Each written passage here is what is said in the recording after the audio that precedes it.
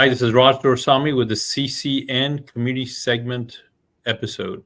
And today, regrettably, we are hearing even more information about activities by the Republican Party of Florida that we wanted to make sure you were aware of. So, some of the previous segments uh, were looking at concerns about the conduct of some of the top officials in the Party of Florida.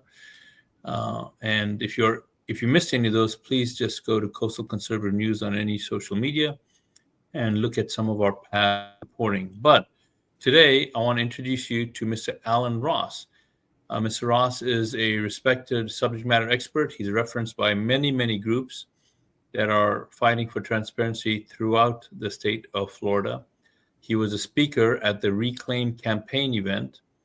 And he joins us today with some information that I think you will find very interesting. So, Alan, thank you very much for being with me. How are you? I'm doing great, Raj. How are you doing? What a beautiful day in Florida today. What a beautiful day in Florida today. Yes, well said. And it's beautiful because there's a lot of sunshine. And what we're trying to do today is shed some sunshine on what is going on in Brevard County. So, Alan, if you could just get right into it and tell us what is happening there. Okay, so a little bit about me. I chair a countywide group, leadership group that represents about 600 conservatives in Brevard County. And we work basically ferociously the best we can in terms of finding good grassroots candidates, supporting them, and uncovering corruption, and doing anything we possibly can to restore power back to we the people. I'm also a member of the Brevard Republican Executive Committee, and I've chaired various committees, including one that was commissioned to look into fraudulent mailers that were sent out in 2024 before the Republican primary. And so I've been busy. And that work led myself and my team to do even more work, and we uncovered a whole host of horrors in the political committee arena, and have made suggestions on what we can do if we all pull together to change some laws and accomplish some things. And ironically, this isn't just a Republican issue. This is a Democratic issue. I spoke last week at a League of Women Voters event, and I had two other panel participants, both were Democrats, and we all agreed that in this arena, we had shared values, that we have to eliminate dark money, we have to find a way to get to transparency. So I've been working around the state, doing speaking engagements on how we can do that and outlining the problem. So, to bring it to what is happening at the moment, something happened at the Brevard Republican Executive Committee just recently. What took place? Okay, so we had a special meeting called, and the special meeting was called basically for one purpose only, and that was to determine what the proper membership roster was for our executive committee. And that's important because our chair, Rick Lacey, who is 100% MAGA, doing all sorts of MAGA things and putting us to work on looking at issues that affect the people, has been badly attacked. And in fact, a little over a month ago, he was removed as the chair of our REC by the Republican Party of Florida. Another chair, Dave Kalin in Charlotte County, was also removed on that same day. So our REC is in a position where we need a new chairman. So the fight was that the people who removed Rick, which I would characterize as the Republican Party of Florida and their henchmen, what they were trying to do was restore our membership roles to a place that they were back in December of 2024 when we had our REC elections. And what they did at that time was we have, as in most counties in Florida, we have lots of open precinct committee men and women seats. So what they did was they wanted change. They wanted to take control of our REC because we were doing a lot of we the people things. So what they did is they had like 80 to 100 people fill out paperwork at the the supervisor of elections website. And lo and behold, we had about 80 to 100 people come into our rec virtually with the sole purpose of voting for a new leadership slate in our REC. The good news in all that was our chair, Rick Lacey, still won handily, and we moved forward. We moved forward with our agenda, and with his recent ouster, the reason that they were trying to that we were in this fight was that they wanted to restore all those people who had joined for essentially, and I'm saying this as succinctly as I can, most of those people just joined the REC, fill out the paperwork to go for one meeting and for one vote to basically change the leadership. And what happened was they didn't show up in other meetings. They didn't show up to do any REC work. So under the rules of our REC and the RPOF, they were taken off the list. We actually had problems with quorums because that's how bad it was. And it was easily seen by most of us exactly what they tried to do. So we went to a meeting to basically just support the current membership role because all of those people who basically came in for one vote were removed. And the REC voted, the members of the REC voted overwhelmingly to support the current membership roster. Quick meeting, in and out. Everybody got in their cars and started to go home. Well, the interesting thing about it was, as people were driving, our phones and our emails were being blown up with texts announcing that there had been a new chair elected at that meeting. So what the RPOF did, and I would say with their personal henchman, Randy Fine, is they concocted a scheme to try to take over the leadership in the REC and disenfranchise all of the hardworking people who have been working hard to elect Republican candidates. And they have worked hard. We, in every race in 2024, Republicans won, every single one, and by record margins. So we did our job. Our chair, Rick Lacey, did a job. And his crime, in my opinion, and I think a lot of people agree with me on this, was we investigated political committees and the corruption with dark money because of those mailers that I mentioned that disenfranchised lots and lots of good grassroots candidates. So they went hunting and they picked him off. And what they knew was if they brought any vote to the floor, even if we had allowed that other membership listing that I talked about, that they would not carry the day with a chairman that was supported by them. So what they did is they went in a back room right during the meeting, and 7 of them, ironically, most of them were on that fraudulent mailer, and they conducted their own meeting.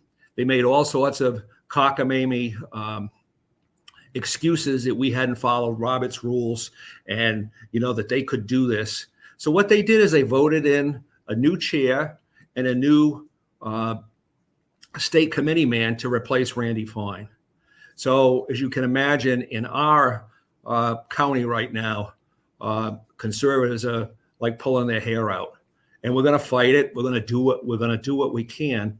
And we're looking for support. We're looking for a couple of things. We want to bring this message out across Florida on what's going on.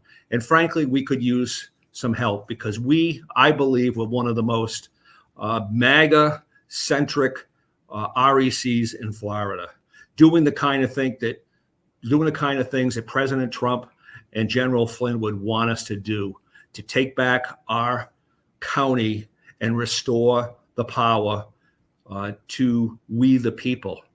And if you listen to what I said, we have a high registration advantage in Republicans. So our fight, a lot of it has been with what Republican and who are their real masters. Is it the people, or is it we the money, we the donor class, or the Tallahassee power brokers?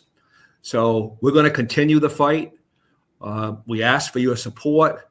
There's been a lot of media coverage in Brevard County about this. We're trying to get the message out. But if you're on an REC in Florida, they can do this. Basically proves that they can do anything they want to do. Randy Fine, okay, who is a U.S. House representative, not in Brevard anymore, but in Florida 6, okay, basically after this vote took a victory lap. Go read his Facebook page. And he basically outlines exactly what happens in his own words. He basically said that Evan Power, lobbyist and RPO chairman, Evan Power, basically told him that he had to run for state committee man, right?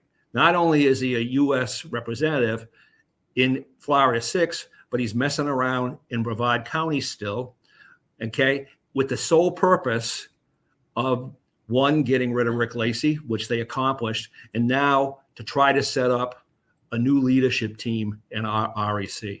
It's absolutely disgusting. It's actually outlined in his own words on his own Facebook page. So, Patriots, this is what we're up against. Get in the fight, keep fighting, keep slugging, and hopefully in a few months, maybe a year, we're going to win this. And I think if we can hold people accountable in Washington, I think our job's going to be easier.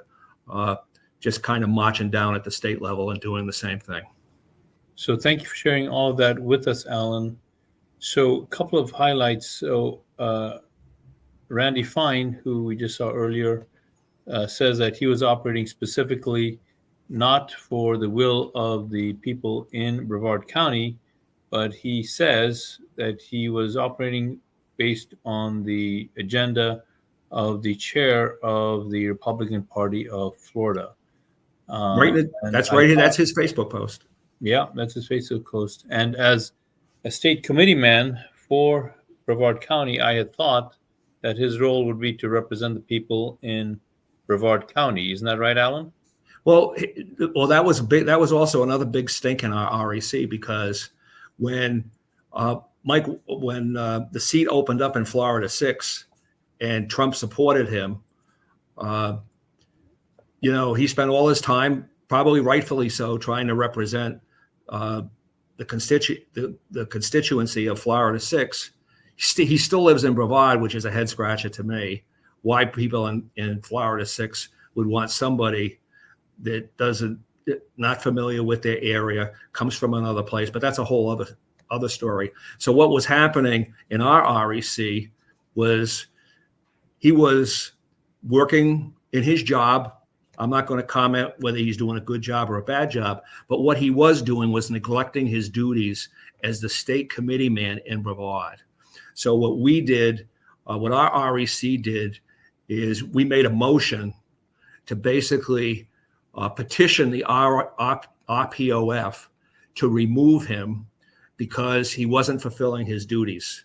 And the thought process was, we need active people in our county representing the Republican Party in this county, in Tallahassee, and doing those kind of things. And he wasn't doing his job. So that was the reason, no other reason than he wasn't doing his job. And the RPOF got pretty ticked off that, we had even suggested it. And it was shortly after that they booted Rick Lacey. So, they do protect their own. And the sad part about this, if you follow these articles, I feel bad for Rick Lacey because he's 100% MAGA, and they paint him like the most horrible person, totally tied to Democratic agendas. It's just disgusting. So beware, this can happen to your REC. Pay attention, fight, make sure you take over your RECs. And the thing that we worry about, and I've had text message interchanges with Dan Schultz, who is the founder of the precinct strategy. We did all the right things in Brevard. We have a MAGA REC, and yet leadership in Tallahassee leadership in the RPOF in Tallahassee can still decapitate us. So beware. It's a very, very difficult situation here in Florida, trying to do the right thing. So there we have it, my friends. Another up from the state of Florida. Alan, thank you for sharing that with us. I appreciate that. Friends, if you aren't aware of these going-ons, please make sure you go to Coastal Conservative News. Look at our previous articles so you can acquaint yourself with that.